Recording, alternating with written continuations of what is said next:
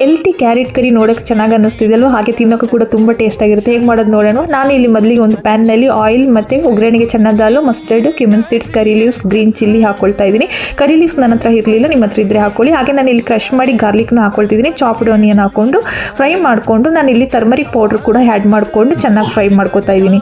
ಇವಾಗ ನಾನು ಚಿಕ್ಕ ಚಿಕ್ಕದಾಗಿ ಕಟ್ ಮಾಡ್ಕೊಂಡಿರುವ ಕ್ಯಾರೆಟನ್ನು ಕೂಡ ಹಾಕ್ಕೊಂಡು ಆಯಿಲಲ್ಲೇ ಫ್ರೈ ಮಾಡ್ಕೋತೀನಿ. ಯಾವುದೇ ಕಾರಣಕ್ಕೂ ನೀರನ್ನ ಹಾಕಬೇಡಿ, ಸ್ವಲ್ಪ ಹೊತ್ತು ಮೂತಿ ಇಟ್ಟು ಬಿಟ್ಬಿಡಿ, ಅದು ಚೆನ್ನಾಗಿ ಫ್ರೈ ಆಗುತ್ತೆ. ಇವಾಗ ನಾನು ಇಲ್ಲಿ ಮಸಾಲಾನ ಆ್ಯಡ್ ಮಾಡ್ಕೊಳ್ತಿದ್ದೀನಿ. Red chilli powder 1 teaspoon, coriander powder 2 spoon, garam masala 1/2 teaspoon, chicken masala 1 teaspoon ಚೆನ್ನಾಗಿ ಹಾಕ್ಕೊಂಡು ಇದನ್ನು ಮಸಾಲ ಎಲ್ಲ ಹೊಂದ್ಕೊಳ್ಳೋ ಥರ ಕ್ಯಾರೆಟನ್ನು ಚೆನ್ನಾಗಿ ಮಿಕ್ಸ್ ಮಾಡ್ಕೊಳ್ಳೋಣ.